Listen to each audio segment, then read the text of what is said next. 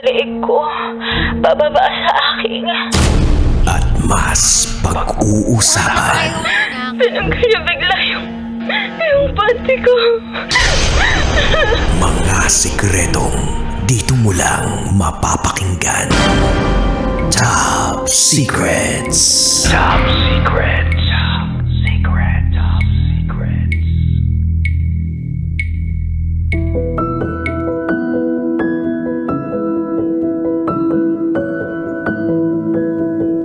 Hi, Kabisyo! It's me, DJ Rakitera. Ewan ko kung may narinig kayo kanina. Mumuyo, nun. But anyway, welcome to the program Top Secrets. Ito nga po ang programa kung saan pwede kang makapagbahagi ng iyong pinakatatagong sikreto. Kasama pa rin si DJ Rakitera. At meron na nga po tayong caller on the line. Hello, magandang gabi sa'yo! Hi, magandang gabi rin po, DJ Rocky. Magandang gabi. Pwedeng malaman kung anong pwede namin itawag sa iyo? Tawagan niyo na lang po akong Jay. Jay. Opo. Jay, parang pa-bedroom voice ka na. Nakahiga ka ba ngayon? Actually, nakahiga po.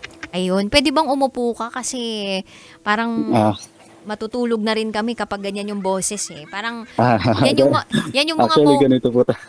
Oo. Ganito po talaga yung boses ko. Ganyan ba talaga yung boses mo? Feeling ko medyo may Opo. meron pang ilalaban. Oh. Anyway, tagasan ka, Okay Jay? po. Taga Commonwealth. Taga Commonwealth. Okay. May Opo. top secret ka ba? Quezon City. Meron po. Sige, Jay, ng Commonwealth. Hindi na ako magpaligoy pa kasi konti na lang yung oras natin ngayon. Ano ang top secret mo? DJ Rocky na, bali, nagigilty po ako. Kasi parang pakiramdam ko, I don't really deserve the love that I have in my past relationship. Pakiramdam mo, hindi mo deserve yung pagmamahal na iginawad sa'yo ng past relationship mo? Opo. Yung past relationship mo, not the current relationship that you have. Not the current relationship po. Bakit ka nagigilty? DJ Rocky kasi ito kasing naging partner ko noon. Medyo naging sobrang mapagmahal siya. Tapos naging mapagmahal siya sobrang mahal niya ako. Tapos parang naging mahal din niya yung pamilya ko. Kaya lang po, DJ Rocky, parang pakiramdam ko kasi hindi ko na-reciprocate enough yung binigay niyang pagmamahal sa akin ngayon. And then sa ngayon po, parang kasi nagkaroon kami ng situation, nagkaroon kasi kami ng challenge na hindi namin napagtagumpayan together. So ngayon po, parang yun nga po, so hindi na kami magkasama ngayon. Ngayon meron na akong bagong relationship. Parang nagigilty ako kapag meron akong ginagawang maganda ngayon sa kapartner ko na parang pag alam ko napapasaya ko yung partner ko, parang nararamdaman ko yung saya dahil napasaya ko siya. Pero nararamdaman ko din yung lungkot na yung mga bagay na yun, hindi ko na ibigay dun sa partner ko dati. Mm-hmm. So, nandun ka sa part na hindi ka pa nakaka-move on dun sa mga bagay na pinagsisisihan mong hindi mo nagawa in the past. Opo. Actually, andun po ako ngayon. Yun nga po, kasi ang dami niya kasing naging sakripisyo at saka ang dami niya kasing naging binigay sa akin. Marami siyang ginawang magagandang bagay para sa akin. Pero nung time kasi na bumabawi na ako, nung andun na sana ako, DJ Rocky, kaso lang, kumbaga, yun nga, hindi na kami magkasama ngayon. If you don't mind me asking, bakit kayo nagkahiwalay? DJ Rocky, actually, I'm Justin. You are Justin. Ikaw Yes. yung... Ako po yung letter sender nung Tuesday. Oo nga pala. Ikaw yung letter sender nung Tuesday. Yes, Justin, po, si Chat. Yes po.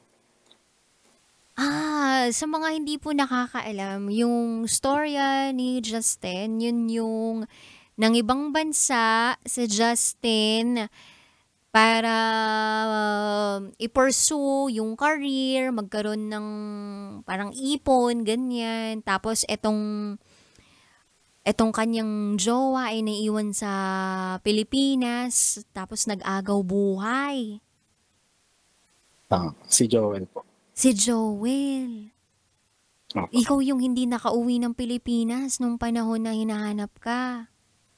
Opo, ako nga po yun. Jera. Ito yung matindi, yung pagmamahal sa iyo na sa huling sandali niya, sa huling hininga niya, ikaw pa rin yung isinisigaw. Opo, siya nga po yun. Yun po yung sabi sa akin ng nanay ko nung nagkikwento siya dun sa nanay ni Joel. Na yun nga daw po, na ako nga daw po yung hinahanap niya. Tapos ngayon po, parang nung huli po akong tumawag sa inyo, parang nangako po kasi ako, natatawag ako. Kumbaga, sabi mo, ito na yung pagkakataon mo kahit papano para makapagbahagi ng bigat ng nararamdaman mo. Mabigat Kasi ba? actually, hindi ko naman nasasabi kahit kanino. Kahit sa pamilya ko. Never ko pa rin nasabi. Kasi ang alam din nila, may partner na ako ngayon. Pero hanggang ngayon, DJ Rocky, parang kinikim ko pa rin kapag naaalala ko. Lalo na DJ Rocky nung binasa mo yung letter ko.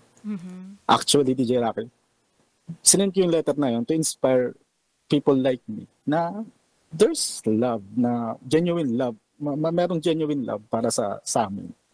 Kaya lang, nung binabasa mo yun, DJ Rocky, sa totoo lang, para sa iba siguro nakaka-inspire.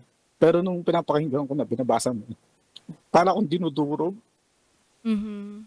Alam mo, naiyak din ako noon. Ngayon nga naiyak ako na ngayon na kausap kita. Kasi, nag-iyakan yung dalawang Hindi, naiyak ako dun sa secret file mo. Napaiyak mo kami. Alam mo kung bakit? Kasi may ganun palang klaseng pagmamahal. At iba-iba tayo ng klase ng pagmamahal. Iba-iba tayo ng paraan ng pagmamahal. Maaaring yung iyo, hindi katulad ng pagmamahal niyan, pero hindi ibig sabihin nun, less na yung pagmamahal na ibinigay mo sa kanya.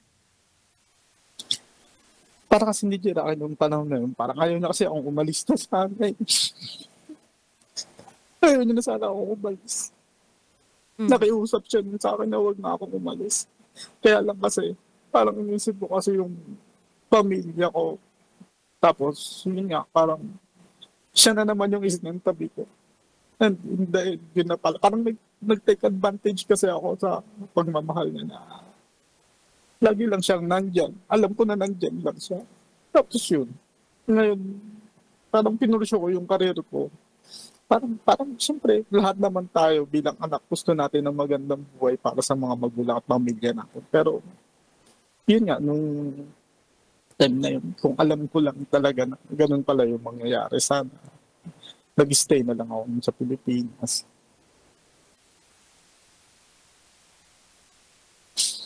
Tapos ngayon, nakikita ko yung ngayon naman, nakikita ko yung sarili ko sa kanya. Parang, kung ano yung ginagawa niya sa akin dati, yun naman yung ginagawa ko sa partner ko. Parang tinuruan niya ako kung paano ba yung tamang pagtitreat sa taong minamahal niya.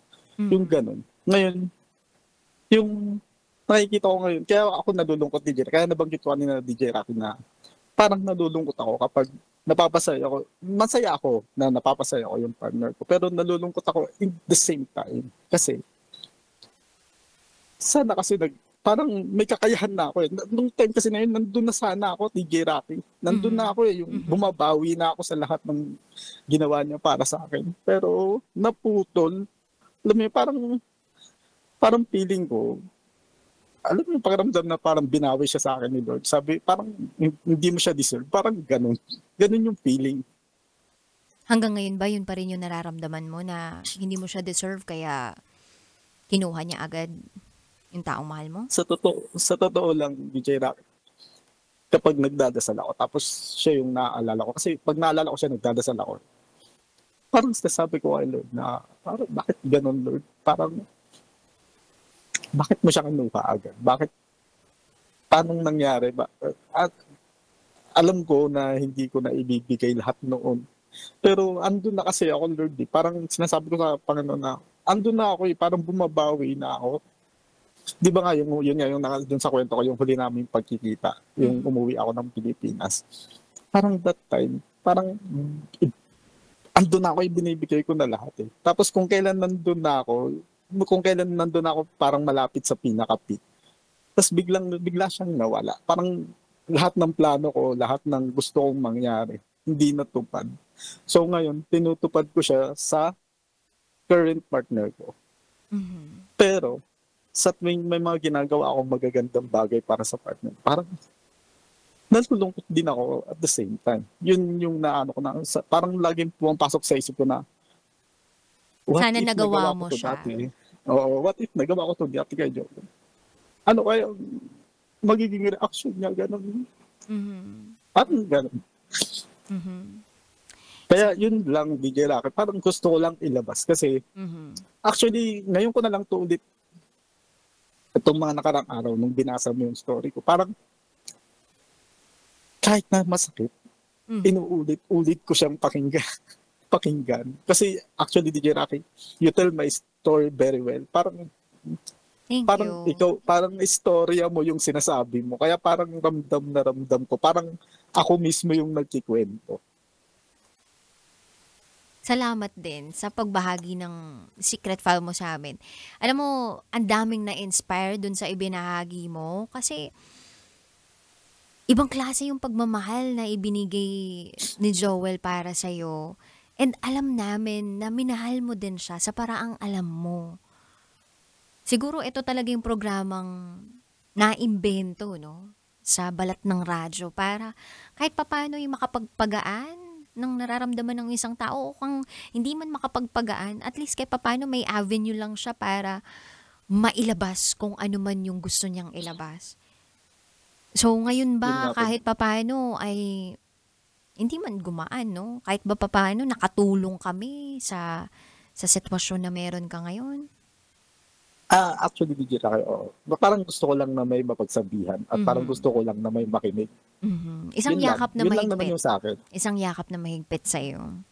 Actually, wala na akong masabi dun sa secret file mo tsaka sa sinasabi mo ngayon. Alam mo, alam mo kung ano yung dapat mo namang gawin at hindi mo naman kailangan ng advice. Kailangan mo lang ng yakap na mahigpit na makakapagsasabi sa iyo na parang naintindihan ka namin sa nararamdaman mo. Kasi normal namang malungkot kapag may taong nawala sa buhay natin na gusto pa natin sanang makasama habang buhay.